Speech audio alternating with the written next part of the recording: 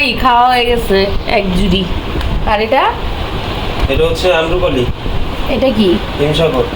এটা আম্রপালি। আর এটা হচ্ছে ব্যানানা ম্যাঙ্গো।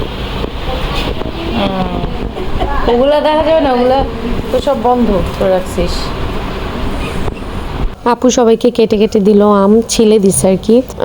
ও হচ্ছে সব রকমের আম আনছে আমার ভাই, ফজলি আম বাদে, যে সব ধরনের আম টেস্ট করে যাবে। তো আপু এখানে আবার ডেউয়া আর জাম ভর্তা খাচ্ছিল। ডেউয়াটা সুরে স্কুলের সামনে থেকে নিয়ে আসছি।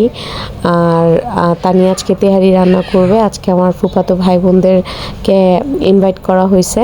তো আমার ছোটো ভাইয়ের কাচ্চি রান্না করার কথা ছিল, কিন্তু ওর খুব ঠান্ডা লাগছে, মাথা ব্যথা।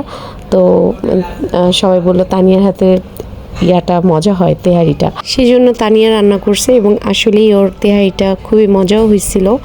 আমার কাজিনরা আসছিল, ওরাও বলল যে তেহারিটা মজা ছিল। আর বাবুর্চি দিয়ে যেই টিকিয়াগুলো করছিলাম ওগুলো ফ্রোজেন করে রেখে দিয়েছিলাম, ওগুলো আবার নামালো আপু ডিপ থেকে। আর আমার ফুফাতো বোন, ও আসতে পারবে না, ওর শরীর খুবই খারাপ। তো ও আবার পায়েস রান্না করে পাঠিয়ে দিচ্ছে আমাদের জন্য। এই তো, আর ফুফাতো ভাইয়ের বাচ্চাটা আসছে, ওর সাথে এখন একটু আমরা বক বক করবো।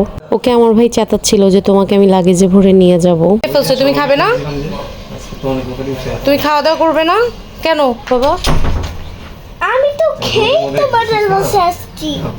খেয়ে আসছো? কি খাইছো? হ্যাঁ, কি খাইছো বলো তো? আমার ফুফাতো বোনও আসে নাই, ফুফাতো ভাইয়ের ওয়াইফও আসে নাই। তো ভাইয়ারা লেট করে আসছে, প্রায় 9:30টার মতন বাজে। তো ভাইয়ারা খেতে বসছে, সবাই একসাথে খেতে বসছে। আর এদিকে আমার ভাই ওর সাথে একটু গল্প করতেছিল। জিজ্ঞেস কর ওর সাথে সুরাকে ঢুকাইলে যাবে নাকি? শোনো শোনো, তোমার সাথে তোমার টিচারটাকে ঢুকাই দিই। এই শোনো বাবা, এই বাবা, আমাকে নাচতে চাচ্ছি বলছিল, আমাকে বস্তায় করে আমুলি বানিয়ে দেবে। বলো চাচ্ছি, তাহলে আমি কিভাবে নিঃশ্বাস নিব? আমার করে যাবো আমি।